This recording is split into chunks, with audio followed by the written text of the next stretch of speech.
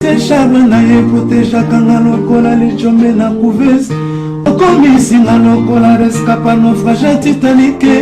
Kolina na ya diama Gisele Umba nana lobe yo mon amour. Téléfortifia de mon corps en cas de rechute. Alina kana bondela kailo kola bébé ya moi. Ekila monena pesa kinga ngumi ya suaye teo. Parce que nzoto na ye pete pete lokola na malemba. Kolina na ya diama Gisele Umba nana troublé oh mon amour. Merci Gisele Umba diamant noir. Peuple congolais de partout, bonjour Nabino, bonsoir, ça dépend de Tobaka na Erozokuta Melabiso. Les lotos zawana mamba RDC bo tindelinga ba message ndenge to sola Nabino. Il fallait que to zo bango moko pour biso linga information na source. Les lotos ali penza na ye moko. Ah président Chimikole Belé, bonjour. Bonjour maman Gisèle Mikole Belé, biso soki elo lo bezate. To te pour te distraire bato. Non, to zaki na musala bitumbeza makasi oyebiti. Et le rôle de RDC zo chauffé et autres tension za makasi bino entre bino na FCC. Ozomona tene na za détendu. Très fort ya koleka. Donc bitumba moko to bundi donc na niveau to komi na ebiso ba hypercute to beti okondi makututi. Donc to za vraiment dans les bons et dans l'état et puis ba congolais bazala calme et rassuré makambo za très bien. Malgré mboka zo zika bat ba oliate banzale zo kota po to pe mission tele. Mboka mama Gisèle mboka wana uzo uta musika. Zaki na libulu to za kokundola. Tant président le baki ko déboulonner. Tu as un déboulonnage. So mona ba goujon mususu za rouillé. Il faut zo ebende pour telema. Ya on a biso ke bitumbe zaki makasi et rwanda tu zaki na tu zaki na kati ba stratégie, na kati ba laboratoire. Ce qu'on to bimite. Boni santé. Ah, tu vas dire mango santé. Santé à IDPS. IDPS est allé parti à masse. IDPS est allé parti à parti aux Zoko Kengelamboka. Ils allé parti à Congolais. Alors, IDPS c'est cause à la calmeté, ceux qui Congolais n'ont pas été.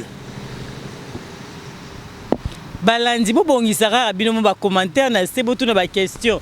Parce que les autres ont président Chim, Aïbi qui diamant noir n'enga lingara bango. Na linga bino mingi na pesi mbote bataille de pesi so mbote moi po bango ba ebika ke demande na beta kana ba elle mususu mais en tant que congolaise tant que zobeta na ba congolais biso c'est bon mais yo ozwa ba mbote na diamant côté on a un problème te po biso est-ce que to bandi lelo ça fait combien d'années est-ce que batunyo so bazalaka mais faut ibisa bango ki diamant no razel to kolo baté parce que bango mo bandi makate ke to sala bango bandi makate ke to sala bango bon ba comme ça muta IDPS koto bo tienga muta koto soko landi kuna ebele bazama ba to IDPS mais bazotala zela kalaming to mona babando bima c'est ça banda to zana besoin na bango to bazonga pa na bango to banda parce que bande ko beba IDPS ze kufa na banda papa Tshisekedi akufa amema IDPS na ye lelo IDPS za rasuste biloko ebele kufaka kufa me papa Tshisekedi nde comme alinga kimboka alonaki donc abimisa ki na esprit na ye oya bwakilaki génération ya IDPS parce que musala ye asalaki akufeli yango musala ne ko kufa jamais mais ba mususu ba yaka pona ba égoïsme ayeka pona ye abombi biloko na ye pona ye mais papa Tshisekedi abwakela biso tout la preuve biso ba to pe misa ot poto bandi mabe penza manga za combattant to za biso nde ba combattant wana ba vrai combattant biso lelo tomoni tokoti na mamba mboka penza parce que wabi kataba yamba mupana ndaku na yambio na ba tension mais o mesana to bani mamba mboka lelo tomoni vraiment tomoni lelo la muka na ba politicien ya mboka bazo senga bosangana tout autour d'une table pour na kosola toujours ezali makambu ya mboka pour na kobongisa RDC mais bino na moni bino boboyi batu bozo boya pena likambango mais réaction na yo État président UDPS parce que Mambozo besoin engagé UDPS mobimba pe na pouvoir. Maman totambola ebele avant l'élection. Totambola ebele na bande ko la muka totambola ebele. Ba msusu kutu to adopta bango. Mais to utaki na Genève oyebi ba expliquer nan ba congolais ni ne le cas na Genève. To ba na nuana parce que hypocrisie to boyi. Ole makambo ko solo la. toboité toza ouvert na dialogue mais dialogue yango ezaka ba forme nango et bandaka ndenge nini mais maman l'institution ya Congo ezali établie toza na kati ya le chef de l'État azo continuer ko installer l'institution ko asseoir yango crise moko ezate parce que yebisanga yi mama diamant noir tokende dialogue pour tokende solani bao bazana besoin ya misala le corps biso tout mais ma CV ya kana CV tout ça président a ouvert ya kana CV de Jean Alandaki président Martin Fayulu alobaki yango bien alobi kembo il y a un temps pour tout donc makambo soi-disant zaiko bundela bon Monique ezana ngosune fete aya bon aya asolola aya alekana ba acrobacité vieux matungula ya na acrobacité ozomona donc tous a besoin il y a apport ya tout congolais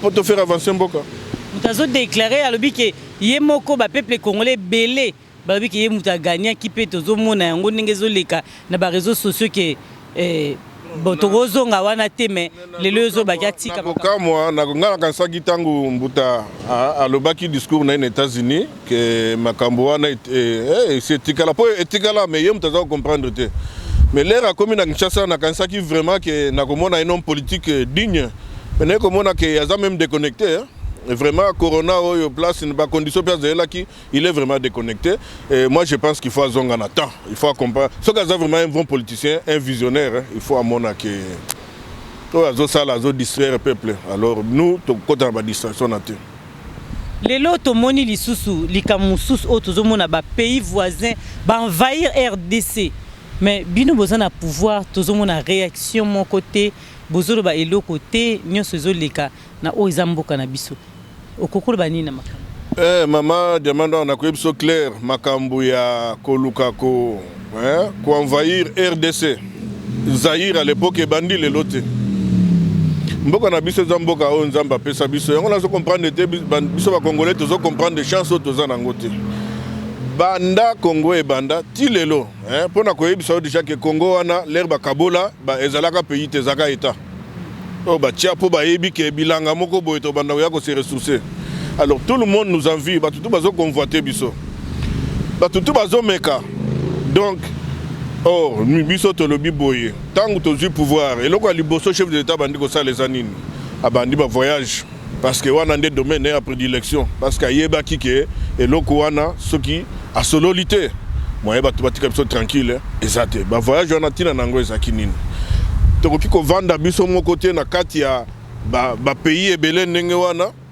sans que toyokana na bango to bando luka biso ka ba problème alors il faut qu'on privilégier diplomatie il faut qu'on privilégier dialogue la preuve na Zambie côté à Zambie ceux qui ont l'information bazali to baza souté et wana yo to tuni ba question la diplomatie ezo sala biso to lingi to sala boye ba congolais ba kufa ebele tolingi makila congolais tangate tu as besoin mindu quitter nous c'est la tête na stylo comme ça biso na pouvoir na kati toujours respecter constitution na libanda toujours respecter ba traité na ba accord donc biso tozawa na pona ko biso bandeko ba voisin que tozali biso nyoso ba africain pour na intérêt pour na honneur et Afrique il faut to lingana to vendre ensemble ndenge tozako vendre banda kala mutu na mutu za na kwe oya ye oyo et salami que oyo ndez ali mboka boye oyo za mboka boye donc d'une façon diplomatique toujours si sabiloko wana dans le calme et puis congolais azala tranquille parce que congolais souffrir rebelle mais yo lebi bozo sili sango mais komona ndenge nini peuple congolais na est toté manano mwa muke kuna lelo est na biso ya mboka ba peuple baza kokufa mikolonio surtout peuple azali ko lela parce que pas c'est l'équipe mais situation les se calmer te tozo battre pourquoi et le koni les sala que situation ici c'est normal maman na utu ko savoir que ba situation wana ngana yebi déjà en 1983 na Kasindi kuna Kasindi ba kasese ezaka ba zone rouge on a to perda ba élément belé ba sarme ti na ndengso to continue à pouvoir to kuti que situation à est c'est pourquoi parce que na utu ko na awa que notre pays est tellement convoité et que mutu nyonso alinga ya ko se servir na Congo alors ba mafia nyonso mokili bazana kati ya Congo alors pona ko bimisa bango ezosenga parce que biso moko nanu Congolais parce que tokufi trop. Ceux qui te continuent kana ba makambo ya bitumba to kokate, il faut to solo là. Malembe, maman, kalamingite. Moi, je pense que d'ici Togoma, la fin de l'année, na kozonga sous poto beta masolo c'est pour na que même les lots, hein, par rapport à Ndenge Zalaki, parce que le chef rebelle au Nyoso Bazaki na est dans la plupart, dans le bignon sauté, bazo à se rendre, bazo à négocier, parce que va comprendre que c'était pour des intérêts. Il y a Maboumou na Bango et puis Monique au lieu de servir même Bango, mais comme il faut servir Kabapaya. Donc, il y a un émission que biso tozoué la terre, les Congolais, tout ça, même en temps 2 mois, le chef de l'État, un diplomate qui a. Parce qu'avant, comme chef de l'État, il était un simple secrétaire national de l'IDPS, mais Bazako Yambaye, et pas le président, comme un chef de l'État. Donc, Lelo, Azana Manette, Nyoso, Bakamunyoso Zali, Imperium Lelo, Azana Maboko, donc les Congolais basent tranquille. A promettre qui bana Congo, et puis qui biso que changement, ce qui a eu pouvoir. Changement est causal. Mais les lots 2 ans na hier ça dit na pouvoir tozo ke nango bientôt élection sous ces oya mais bana Congo ba komi kolela passer économie quoi par terre mboka kutu et comme il sous 4 fois pas Ndenge Zalaki avant. Maman Diamant Noir merci mais nakoyib ça va Congolais boyer les changements palpables boyer et mon anité parce que changement pour na Congolais hein, c'est normal azozela mukolo kolia. C'est une préoccupation. Mais changement au salami na une année et demie et le changement au salami même pendant 40 ans au Congo. Au jour d'aujourd'hui, ça peuple congolais. Et ça le col ndaku. Tant que autres ndaku, il faut avoir une fondation. Sali fondation au couler ba béton. Alors ma casse il y a fondation na béton yo sali yango muteko simba ndaku na yo. Alors, le reste c'est commis, to bandiko mata. Ba mwele bandiko kota kalate batol. Moi je pense que Moussala Salami est belé. Moussala Salami est belé sur tous les plans. Moussala Makasi au chef de l'État Salaki Zanini. Il y a Liboso mon le na tamboli parce que tant que yaki na programme na vaincre la pauvreté.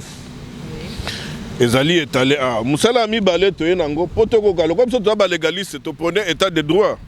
To lobimbo mi bekoli konzi oyo. Obso to salate. Mais oyo bazaki ko salela te to yekaka poto salela yango. Donc il y a simbi et loko oyo pour garantir bon fonctionnement ya mboka. Alors pour eloko nyoso e simba ezo senga keno justice moko ya pour ya ko vandisa état de droit obso to bundela. Or tu as constaté que le la justice ezalaki penza te. Justice ekomaki ya ba mayuya tout ça yango monaki ke ba misolo ba makambu nyonso ya l'État maman Gisèle ezako kendene na poche ya batu et là ce qui est bizarre ba congolais tango ba kopesa ka mo mbongo mo monetiza mukeme nzoka ebele zo kende Liban pas bapaya soko kelelo bato bazo vivre bien na Congo soko za libanais te aza chinois est-ce que c'est normal biso to lobibo mais favorisé par qui par nos frères congolais alors président Lobaki Boye bitumba on a tout que ça otozala kinango otozanango eza bitumba yako déboulonner système on ezaka pas ba politicien te eza système oyo 95% ya congolais azaki na kate fonctionnaire à l'état akenane musalate mais na fin du mois bake ko futa mais yo zo salate tant bazo futa yo concert ça veut dire eza faute na bangote et utaka na sommet or chef tangoye a fixé cap à tel heure, mais ceux qui mboko ezokufa ezobeba c'est parce que muyi beleki à restaurer le justice lutte contre la corruption hein mboka nini omona yango lenga na zomona zobsanga makambo la muka bazolinga to solola muzitu premier ministre a supprimé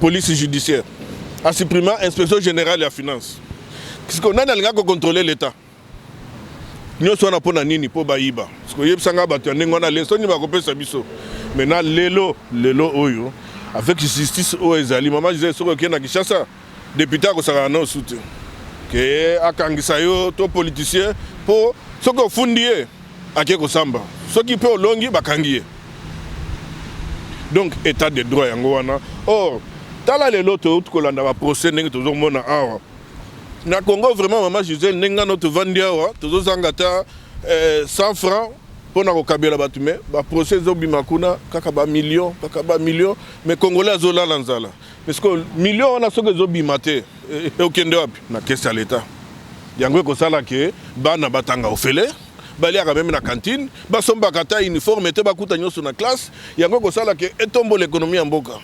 Voilà bitumana ko biso qu'est-ce que pour na ko déboulonner système wana mama et ça très difficile. Est-ce que Félix a reçu au côté état des droits? Et ce côté malien et bandi mais ndenge na to loba awa to sito tché déjà mis ça fondation parce que le cola de réussir ko restituer justice avec ba juge ba magistrat o ya boania kaka o bazala ki wana mais o ba comprendre le rôle na bango ba monika il faut te servir mboka to zaki na ko bunga kaka bango parce que ce sont des hauts fonctionnaires de l'état que je respecte bazo sala musana bango ceux qui bango va continuer or des alices place chef azo tiasete nae okomona ne mboka ne ko changer maman Gisèle à la minute. Voilà, toujours qui n'est pas là, yo tobaki lelo photo tout na moi ba question to linto lo balikambu lelo komona situation ezole kana est ndenge yo moko tiko expliquer vu état actuel ya na RDC ndenge zo kinenzala wa ekoti makasi. Est-ce que vous assure que na 2023 peuple a voté les sous-subino? Mais maman, yango na lobi boye, oyebi soki mwana zobela, ba tuba e vaccin. Monenga lela kati. Azo sepela ko tuté azo maneti bazo nyokola e. Or vaccin les a pour na bien-être naie. Maman tozali awa, soki to sali mabe, hein, peuple a voté na bisote. Biso comme toye ko yibate. Parce que loko bomi mboka eza muyibi. Biso comme toye ko yibate. Alors toza na esprit, toza focaliser pour tout ça et la peuple. Yone mutozo yibate. Biso na IDPS. Bino nde na IDPS bozo liate po bozo yo kanate na yemoko président zo ba makamusu bino pe musu. Na ndenge ni nazo makamusu biso pe musu. O bino bo senga ya lingiango te mingi ba peuple congolais o baza na UDPS baza bana Congo basengi a divorcer na Kabila ya kangami na ekaka to ba rosenga été dissoudre parlement ya lobité na redissoudre mutu ya UDPS o ya ko yebisa na akoloba makambo wana et pas président c'est gaza na mutu ya UDPS te mutu musu wana UDPS za wana il y a des membres sympathisants il y a mais mutu o azana kati mutu o yazo mona vision mutu o azolandela esprit ndenge tozokende akoloba biloko wana te parce que biloko wana zoloba tozana besoin stabilité mboka po mboka ne bonga il faut payer zalat mais payer wana ezana prix nango il faut koyeba kobattre la paix parce que sans paix tokosala eloko te donc mutu ya IDPS akokamwisanga oyo alobaki makambo zoloba wana bazomona te. Maître Tchoura Mboma topesi mbota passant penza lembatable tomoni azaki na bino elongo parce que lelo boza na doute makambo nyonso ba peuple congolais bazoloba mais azaki na bino alobi makambo belé afingi te mais a expliqué que alongo côté kuna parce que a sentir que makambo zo kene ndenge peuple congolais zo sengati mais bino bozo insister toujours peuple congolais azaka na bino elongo a soutenir ka Félix mais en même temps azo travailler malamu. Merci maman Gisèle Humba. Bon, par respect, na sa réponse na question na yo. Vous savez, biso toza awa nanu, à part nanu ko bongisa Congo, toza nanu pona ko sangisa bana Congo. Parce que toza la politique, exacte que to sali politique, pour to comme binemi, non. Oye na point de vue na yo, na point de vue nga, na manière moko boye.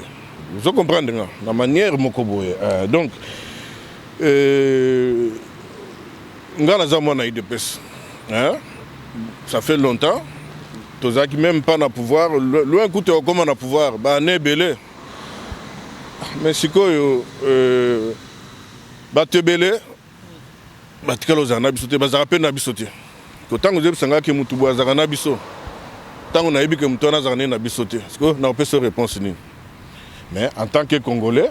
C'est normal, parce que les Congolais, ils pensent quoi? Ils pensent que ce Bakangi Kabila, ancien président, Ndemboke Bongi. Non, ce qu'on a dans la liste politique, tu vas comprendre quand même qu'au XXIe siècle, pour un honneur quand même en Boka, pour un honneur, il y a l'opposition Windu. Il faut quand même préserver aux utiles. Il y a au Babengi symbole, il y a nation. Et puis il faut que tu là, qu'il y ait un contexte.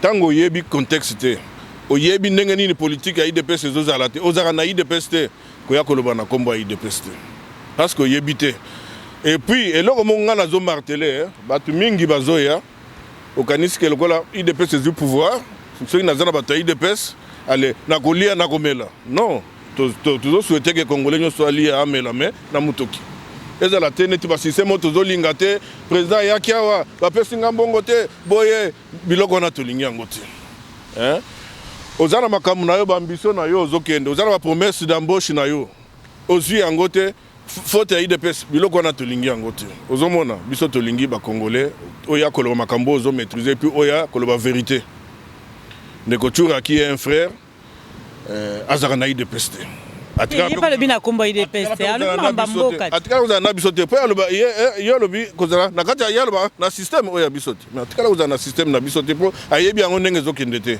c'est normal que comprendre mabe a expliquer ki te kaza na UDPS azoloba ne makambo ya mboka ezoma azoloba boye azalaki na biso kote kuna siko amoni ke ezanzela mabe yango aye koloba kenzala neza mame atikala mutu yo tikala uzana otikala kota ndako mbo boye te ndeno kokendo makambo elekana ndako wana eza insensé donc je préfère que mutu ya koloba makambo yebi il faut que yeba koloba makambo za ko maîtriser lelo oyo biso tozali na pouvoir ce n'est tout en pouvoir na zone monate au moins tant que ya autres na ba question est important mais importante plutôt na je répondre encore à chaud parce que yango ne ba congolais bazana ngo besoin congolais foyer banini toujours ça là mais au lieu de profiter ta oyo photo makambo eza makambo eza so o ezali normal que to kota na ba futilité eza penza bien ti likamususu ba congolais bazoboya nde yango bino bolingi trop toza na pouvoir biso batu toza na pouvoir est-ce que pouvoir en lelo na tuna question na pe et pas ye bande ko mususu na lobi boye lelo bana RDC et komi ba mongo côté na bango ba Congo côté na bango bangala baluba kaka biso est-ce que bozo kanisa ki Félix lelo asangisi bana Congo to ndenge Mobutu le Brazzaville boke bo moko Félix alobi non pona ye azaka président baluba tant on a le but toza na pouvoir c'est biso IDPS na balié nde toza na pouvoir na lobby te makambo ba tribu parce que mais ils ont les réseaux sociaux partout peuple congolais ya repanza le président de la République atikala ko bangote ngai na milieu naturel nanga ne nazanango tukala ko lobate nga moko ndenge nazaboye nazana ba neve ya ba tribu nyos et puis nga moko nazari soki yo lobaka Swahili toko sala interview na Swahili na ko lakso kutuke na yebia mboka na yo koleka soko lobaka donc c'est pour dire quoi ba faible d'esprit hein bato bazo comprendre te ba yebi sens ya ba bengi liboke mon côté voilà pourquoi j'ai toujours nga soki ba lubil kambwana penser na ngeke ndaka toujours na maréchal Mobutu parce que a comprenaki et yango nazo senga tozongela système wana ya kala ke ozali mu Congo batindi okende osala na côté ya bikolo msusu ozali mu Swahili kende kosala parce que oye komi kembo gouvernement provincial biso kaka biso ba tabandonu na bandonu non biloko wana eza ko créer o ba bengi communautarisme et que comme congolais aza ko appréhender nanu yango te azoe ba risque na yango te mais bilo bozo mona te est-ce que Félix a mona te que tout tourner kaka baluba bazar awa ke mission na ye ya liboso à part ya ko bongisa mboka ezali ya ko sangisa bana mboka ko zongisa bolingo entre bana mboka fois pe ba Congo bangala ba Swahili banyana tsa pembe azana batu nyonso tu awa tozana France un conseiller de persona nge kama Alexandre donc le président Félix a entouré na batu nyonso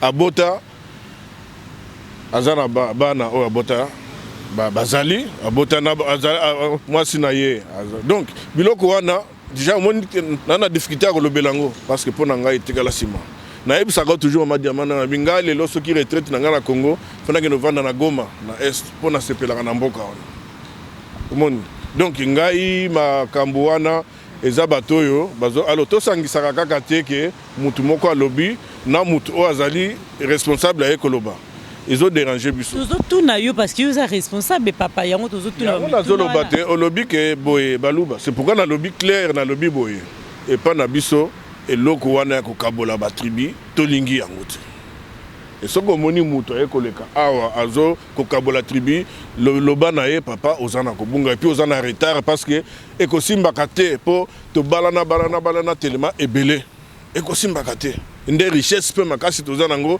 des forces peut tozanango yango il faut to capitaliser to ba ko capitaliser force wana faut to gende liboso bandeko mususu baza kotuna mituna totuna edino image atuni yango pe alobi mais Corneille Makani pe abakisaki question wana balobi boye bino batu ya UDPS peuple congolais ebi que Félix aza président pour tout le monde aza ya UDPS lisusu te.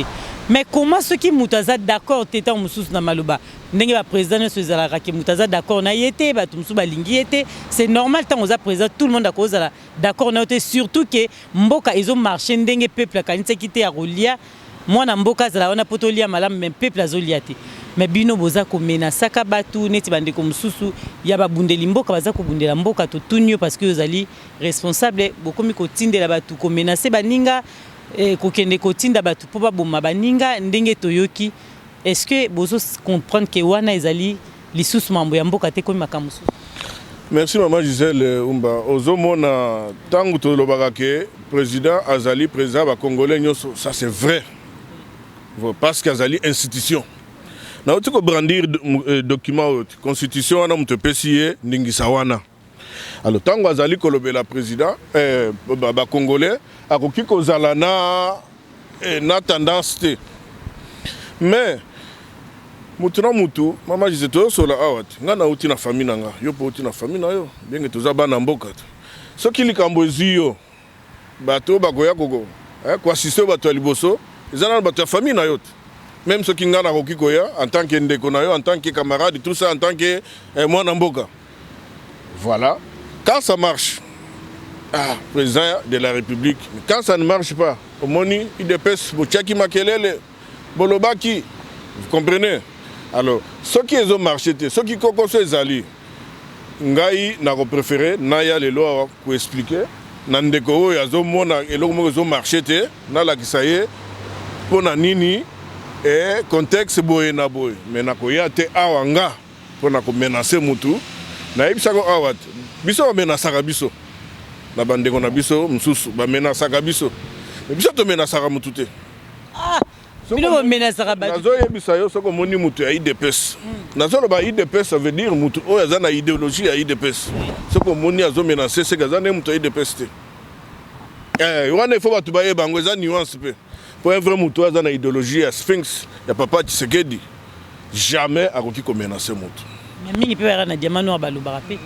Bon, banani bataille de pes to ba congolais nyonso lelo président Félix Azanaye comme on appelle mutu ya la muka lobeli en bien comme mal mutu ya kam susa lobeli en bien mal mais ngana zolo ba ya kolobake ko menacer batu même tant ba sala ba marche awa le mona marche moko ezali mais batu mususu ayeba niko ayebi mutu na makolo marche te ayeba na ko tia mobulu ko menacer batu bazali. Mais moi je parle, il y a des membres, il y a IDPS au Bazali, il y a idéologie, il y a IDPS, la menace à battre. Mais par contre, légitime défense, ça peut permis. Franchement, pour la première fois, il faut l'obélayer. Il faut l'obélayer nous payer. D'abord, on a bien le Azam Moissi, au Dombo, au Zara Moissi. Oui, pourquoi on a lobby? Parce que c'est impéré. Même dans le combat, bateau basane combat ba yebi kazaka impéré. Lelo opportunité peut s'améliorer. Avant di na kwena ya azu caméra na ya lobby alobaka nenga lobby ba aventure alobaka wana. Mais so ina tunier banda akima kozala ibu ti ya awa. À part koloba nenga alobaka wana, qu'est-ce qu'il a déjà fait pour le Congo? Wana zoluka biso yum to bandi yango tango odombo ya to retourner même question. Na lobby na ye eloko ni na sala pona Congo. Mais na débat bosala bino mbala. Na lobby boye. Qu'est-ce que Dombo représente na Congo pour nako parce que babenginga pour me dire que le monsieur c'est permis à kolobaki mbongo moko uti Kinshasa la bataille de PS ba menacer. Mais vous vous foutez de qui? Un peu de sérieux quand même. Hein? Tolingi ba congolais bazala. C'est na bengi moi si c'est parce que après à se disposer qui pour dire que non, yebi ba ko moko ba Congo, il peut rendre service. Mais à qui m'a ponani? Soko za combattant qui m'a ponani? Donc, Moutou, Azana a une utilité moroti, mais qui veut se rendre utile. Mais par contre, les Congolais Bayebake, à Beta, vice-représentant de Bisso Libaya na Lissou. Lissou, il faut pas opérer. Donc, Le comme ça doit état de droit, azana procès na justice. Le quand la moto ya beta libère na liste, ça na famille na ye. Ceux qui famille wana bazo lukaye. Le koya ko pakola batu berté. Le temps ozo banda makambo fait ba ko asime yango. Ah donc yo moko affirmant OK, c'est vrai que bino bosali légitime défense de botinda qui va pas légitime défense té. Biso na lobi boye, na tindi muto be na cité. Biso ce qui a été fait, ils ont porté plainte parce que ils ont mboka mibeko, biso to bata mibeko. Nous sommes là pour faire exister mibeko. Azana plainte oyo ezali porté pour na coup et blessure volontaire avec intention de nuire. Donc, tant que tu se camoufler, que se cacher derrière ton petit doigt, moi je pense que le combat autant que tu as et surtout sur les autres éléments, que l'on va peut-être un combat, il faut la réfléchir, il faut l'intelligent. Mais pourquoi nous avons besoin de connaître bosso la ngokuna au lieu que vous bisa biso? Tant que tu es là bosso, te narbi hein, il y a tant que le baki na média. A benga ki bat. Benga ki batute. Na yeko na Nikolo Belaete na obe ande peuple congolais, il y a diaspora ba yebake. Bêtise nous c'est à la limite na yango. Donc au kamati mutu au beta mutu liba na lisu pour autoboler lisu. Mais il faut être criminel. Et ya kanisi la za ko boka ba la kimoche en tant que ibu et c'est là. Est-ce que bon, waneza makambu vraiment bino il fallait que vous solo na kati mais to lobito tuna bozana ba preuve que Odombo mutaya qui a beti mutango bomona qui t'envoie. Après Vezali, il y a des voilà pourquoi ton portail est plainte. Maintenant, justice, nous avons savoir si c'est qui est ou pas. Mais la plainte est pendante. Non, mais tant que tu as porté plainte, ça veut dire quoi? Parce que Mouto et Amemaki, Mouto et Beta qui na voiture, Ayebi Akiti, Basolo Lipenaye, Ayebi. Toujours na Makambamboka. Makambamboka, mais il faut que Congolais peut bailler que biso awa toko banda ko zala toujours na ko subir ba menace moko zangatina parce que to lo belamboka ce n'est pas gentil. Nous sommes là, nous mettons nos vies en danger pour mboka ne kende liboso. Moni? Biso kende te.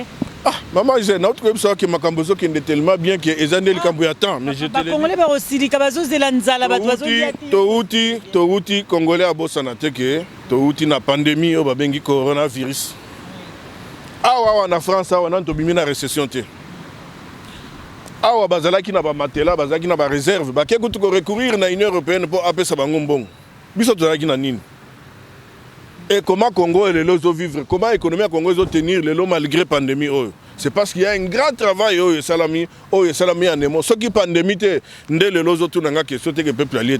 Mais d'ici décembre na kozonga pour na retourner maman le peuple a bandi ko lia topa. Donc, tu vas bosser dans la pandémie, mais pandémie, tu causes encore la coronavirus, c'est une crise sanitaire, mais tu vas découvrir une crise multisectorielle et permettre tout ça le diagnostic en boca, tout ça l'état de lié en boca au jour d'aujourd'hui, maman. Ce qui n'a pas que Mboka n'a pas le commis, tu commis que ça la kisi na Mboka na biso avec ba chercheur en Mboka na biso. Il y a 8 molécules au protocole d'accord pour fabriquer bakisi, pour conditionner en gros bakisi ya solo pour na Congolais. Parce que c'est comme qui dépotoir, mutunyo sa fabriquer fufu na ye, emballer en gros, alors peut ça battu ko la kisi. Chef de l'État télémi c'est pour dire que bakambezo ça les mebele, c'est nos gens comme maman Zolamba. Mana banzala anzala mele maman o chebilo na mesa, bana ba bossa nanzala. Donc le peuple congolais tous à la calme, tous à la tranquille. Je crois que bientôt tu vas lire. En tout cas, merci à Balandino Sobozo, Landabiso, ba commentaire na site commune biso penda ko chité parce que to linga to ba mingi situation ezo le kasiko na RDC to uti ko yoka ba question mususu bo ko manase to ko tuna ye yango na mbala esima mais lelo siko ba activité na UDPS ezo kende ndenge nini na o Italie awa na poto. Ah na côté na biso to zongela déjà ba activité déjà to sala ki 30 sorti na biso na 38e anniversaire.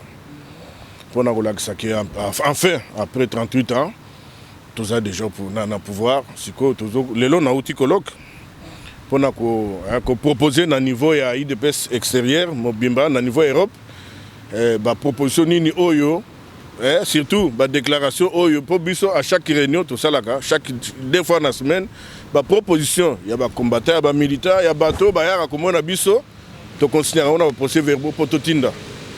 Donc, il y a un peu salake, tozo na maîtrise, tozo yeba, passi na désidérateur congolais. Mais sauf que le Congolais yeba que niveau to coûter la kimboka, ezaki niveau moko makasi et puis et que déboulonner le système est facilité. Mais au moins, il y a un début. Nous avons un chef de l'État qui est à la bonne volonté, à la perspective, à la vision. Parce que, un, à mon poto, de deux, à Yebi Congo Nengezali, et de trois, à Zotia Congo Narai. Les lobes investisseurs, bah, comme Koya. Hein? Les lobes investisseurs, bah, comme Koya. Donc, oh, Mbok, Babandi Koya, tout le monde, bah, Pierre Ozaki posé avec Balma. Balma, wana, les lots. Tous un projet, mon co, tu as posé projet il y a 100 jours. Il y a chef de l'État à lobby, ceux qui sont là, mais il y a bis aussi là. Les lobes sont des moutons. Mais projet, on est à 416 projets. 416 projets. Nous sommes aussi là. Pour ceux qui sont silité, rendez-vous en 2023, maman. Nous sommes là, nous sommes au travail. Au travail, il y a des Congolais. Donc, biso et Zamalobate, tous au travail. Voilà. Mutuna ya mwasuka kote ya suka to tuna likambo ya Vital Kamerhe ti lelo azaka directeur ya cabinet makamuso lobi a otie o condamné bande kota on mettre toujours ambo malobaki yango mwa muke tozozongisa ete metolobi po alobaki yango kiungu akumwanza ti lelo azwa poste te mais bino bozana pouvoir bozana pouvoir directeur ya cabinet ti lelo azaka ka directeur malgré ça na prison pourquoi expliquer biso yango pourquoi ti lelo aza toujours na pouvoir aza toujours na Maman, Baba Gabriel a un poste na yazo sala. Congolais ba ebiki azo sala ta zo akota te na. Yango na biso ke soki okokota obandolo ba makambo ndako yo yebi ndenge fonctionnaka te. Obandolo ba bilobela. Baba Gabriel a un poste na ye. Obano maki na chef de l'État azo sala lango lelo. Na moya lelo azo sala lango. Ba Congolais ba ebaki za azo sala na. Ba Congolais ba yebi oyo bazana moi boanya moi mayele moi intelligence ba yebi. Ope balandaka makambo ngo na ndenge ya solo. Bayebi Baba Gabriel azosala président Vital Kamerhe oyebi tovani na mboka oyo ya mundele toza ba congolais mais tokomi na mwa culture moko boye bon président Vital aza na problème na justice ce qui n'est toujours pas facile aza est condamné na première instance mais awa tomonaka na mboka mundele ceux qui déjà ba soupçonner yo un dirigeant na affaire moko boye pour osamba tranquillement, osa la peine à dignité, Mindela Saranini a démissionné. Mais président Vital Kamerhe a démissionné. Pour a démissionné parce que pour na entourage na peut-être bazoka nsa que projet on a procès politique. Alors, ce qui est le chef de l'État à l'Obimbo na Longolio Ozani no moni donc voilà biso tolingi justice oyo mboka na biso oyo sala makambo nango et sala makambo les jours oyo présent Vital a la condamné définitivement et je pense qu'à la minute a sous-directeur cabinet tout comme les lois ko blanchir hier parce que prison ils attaquent pour côté boloko au sali loko te même en prison bon ce qui va blanchir les lois donc a ko subir double peine c'est aussi les deux là voilà pourquoi il faut tous aller na moi donc ceux qui vont blanchir les lots, mais ceux qui vont condamner, donc le justice est alliée indépendante, voilà. Ok, merci na Balandinho Sobolandi Bisso. Maman Gisèle Lumba, le chef de l'État, a sali que le président Vital Azana na prison. Tout ça qui n'a pas bongo à l'État et bimaki. Inspection judiciaire et finance et diligenter enquête et ça dit que batangi mais quand le président Vital a se retrouvé à Zosamba c'est ça même un état de droit au moins te yemo ko zakuna ndimi ko zalakuna parce que yebi que programme auto non programme auto yaki nango ba vidéo na yezalit ali biso toye awa pona ko sisa makambo mabe oyo wana ndenge zalaka ezalit donc mutu nyonso oyo akosala mabe akoleka ka wana soko sali mabe oyibi bakoyoka yo bakontendre yo. Merci na Balandinho surtout en tout cas to komi na epena na suka pona lelo ba commentaire kana sendenge zalaka ceux qui lelo ba peuple congolais ba liba retenir moko ya malamu na oyo yebisi biso bakoyoko zwani ne puis bato balingi ko s'adhérer na UDPS pe ba rosa ndenge nini po yo yebisa biso ke moto nyonso to akokoleka te ya lobaka na kombo ya UDPS siko basa ndeni po bakutana na bino te bato balingi ko adhérer na UDPS tozali tokutana ka chaque 2 semaines numéro ezali adresse ezali soko leki osali adhésion na yo Koti, eza lokola na makambo nyonso te. Eza te kaka oye lelo kaka non, oye il faut oye bananu IDPS eza nini, esalaka nini, elingi nini, c'est ça. Maintenant comme batu mingi bazaka na patience wana te. Olingi kaka oye oloni lelo, obuki lelo te. Et le nyonso se définissaka toujours na continue dans la durée. Maman Diamant Noir, le logo na facilité, hein, na monto ya to humilité mbaramo parce que eza musala na yo sala kati. Nga soko le bina sala makambo sala na oyeba na ngati. Mais congolais muso ko yebisa yo ata yebite, nga na ko sala. Nde défaut ya congolais ngwana. Et là on a sengi na congolais, et loko oyo akoki ko retenir ezaki.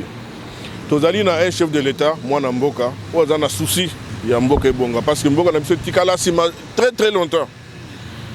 Biso awa na bapoto tokomi kokola tokotikela bana nini lelo o ba corona o soki persiste awa bakobenga na biso nyonso tout.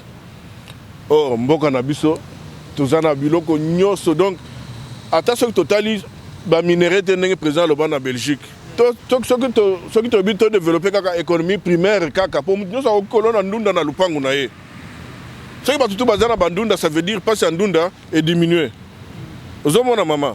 Donc to soutenir bon d'abord to soutenir mokonzi mboka to lingana nan pe biso ba congolais entre biso ba question to lingana entre biso en même temps to zalaka na vérité na monoko to linga ko déformer malobate pour na kozwa raison to zana besoin kozwa raison te mais s'il y a à se dire s'il y a à se recadrer c'est ça même atabana mboka moko bana papa moko. Des fois, on a capé, mais ce n'est pas dit que va capable. Donc, chef de l'État en a besoin d'appui, il y a Congolais pour l'intérêt à Congo. Tout soutenir le président, Nengo lobby, donc, Mouta soutenir Félix, en même temps soutenir Kabila, au Congolais, Bazobo, ya Panda Bamboula, pour y avoir la coalition. Moi, je crois que c'est une question, Bana Congo, Balinde, Likambouana. C'est Bana Congo, vérité, le lobo.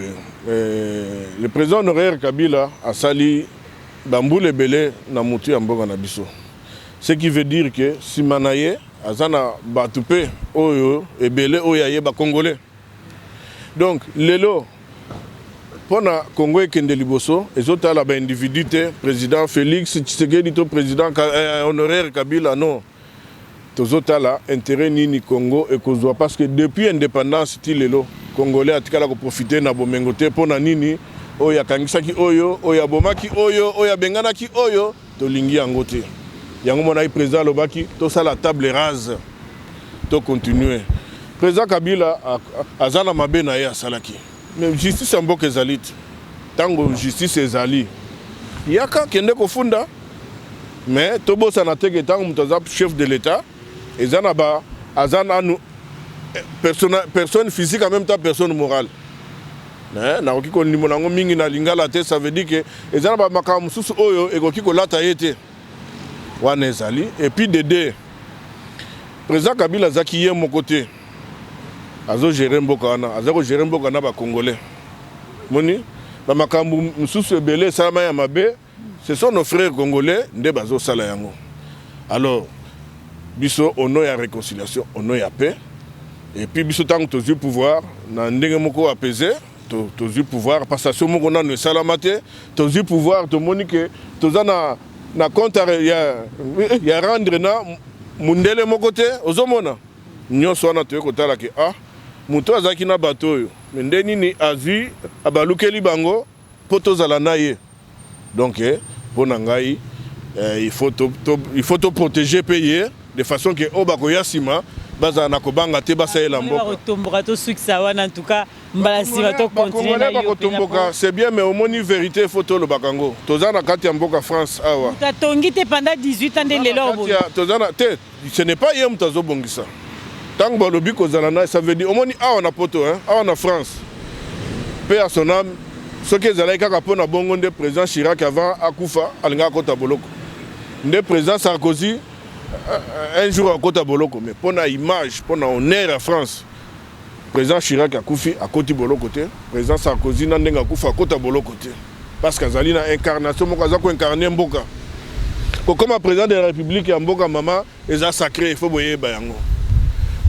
Lumumba, Kasavubu, Kimbangu, Kufa na mboka wana, Musée Laurent, Obeta Bango Masasi, ezali malédiction, ça malchance pour Namboka. Voilà pourquoi depuis 1960, avec tout ce que tu as comme richesse, tu as avancé. Pour Nanini, compte à rebours, règlement des comptes. Ce qui m'a dit à Monique Basalaki et Mabé, tout ça, qu'est-ce que funda? Justice ezali, allez, mais tout ça, on a n'engagé que pour Moutasalaki, Balman n'a pas français, ndé lo baso la gâté. Oyebi histoire, mais les lo basala Schengen, Schengen ouana, maman. Ah, vraiment, je plus va congolais tensionné, va ça aussi les cas déjà. Non, moi on débat comment c'est. 18 ans à Bomimboka. Batika uzana ba imer, ba congolais ba sambela mingi. Il y a des églises partout au Congo, maman Gisèle. Église Senginini, Bolingo, na pardon, Kolimbisa. Ceux qui te saluent bon côté, on ne va pas s'en sortir. Mais alors, Congolais, totika nanu imer, to vanda nanu to kanisa, totala, et on n'est pas important pour Nabiso. Important, ils ont battu pour battre Bakoleka. To boyka polémique parce que tout tanga, combo, tango, tombo, kia walikambuya, ndeko Nabiso a résistant, tout tanga combo sousté parce que ça la monotonie.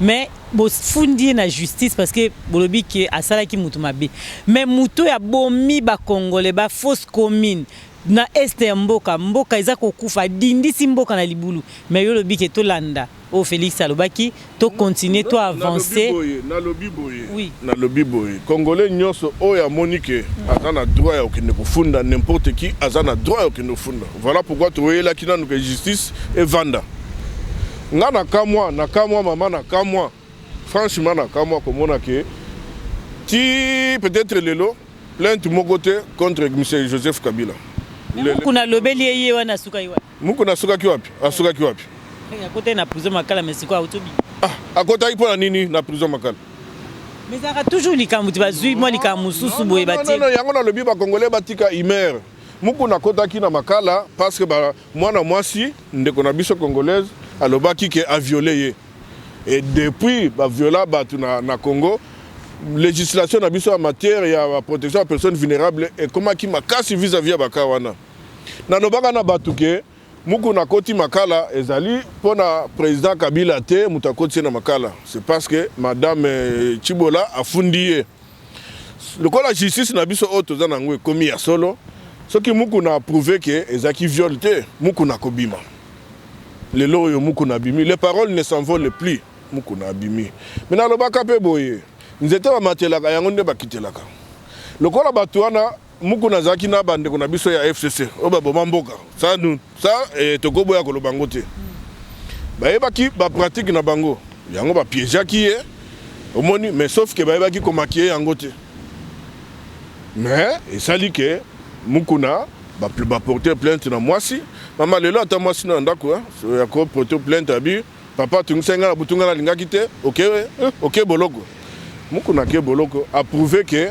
asalaki yango te abimit voilà encore ole batu ba sepela ya komona ke état de droit yango justice ezo sala mboka ezo kene na kofungwama batu bazaka toujours na kati ya ba imer batu bazaka toujours na kati ya ba spéculation ba congolais bozongisa nanu mayele bandeko nayebi ke sujet wana za sujet moko esalaka bino ba congolais passe biso ba congolais passe mais total ini ne koki ko permettre biso to avancer eza ba règlement de compte te parce que congolais c'est ba individuité eza mboka Congo na ba institution ya Congo ne photo batela po ngale yo na koleka o bazali ba koleka o boy ba koleka mais ba génération ezoya il faut écouter mboka ya kovanda c'est un peu ça donc to lobite que mutu moko boy azali ba kopinir te mutu nyosa sali mabe justice il faut elandela e yokaye ce qui justice mutu kozie ba nini ko sala na ye eza te ke mponga na sepeli mama Gisèle Umba bo il faut bakanga yo non et ça va bon côté. OK, état actuel ya mboka donc pona siko eza malamu ndenge yo lobi tokuta na bande kombala sima to pesa ba ngombo ezokende bien parce que il y a du boulot même ndakutango zotongango ezakana no chantier ti après boye ko vanda ba immeuble ba kit ya bien tout ça mais pour le moment tout ça à niveau chantier mais na niveau to komi Donc mayo ezalaki na se to couler ba béton na tomate ici donc tozokende bien. Merci na balandi surtout bolandi biso ba commentaire na se na ba question mususu à répondre bino président ya UDPS numéro ekozala wana bobengi na numéro wana numéro ne yango wana botuni mituna bozanango nde to bana kati ya diamano akobenga Gisèle te po tuna question parce que na yebi te ndenge le kana UDPS donc faut tout nara e bango moko bandeko ya UDPS ba kopesa bino réponse na ba question nyonso opesa mbote na mutu moko po non na zopesa mbote na ba congolais na sepeli ndenge tokutani susu aza komona bitumba ezali makasi mais depuis tout le monde que bon changement salami au niveau armé au niveau parce que yebi bande on a besoin congolais msusu bazana ba responsabilité msusu bazaki na esprit ya mabe ya bien te pona mboka alors depuis wana to bandi ko mona moi to bandi ko manatinel de mon na yemba on est sur ma Gisèle que moi ça va moi pe mes ala qui mais ça va.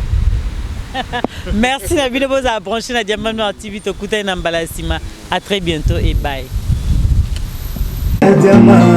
Gisèle Umba Gisèle Umba Nakolina na ya diama Gisèle Umba Nana troublé au mon amour. Merci Gisèle Umba diama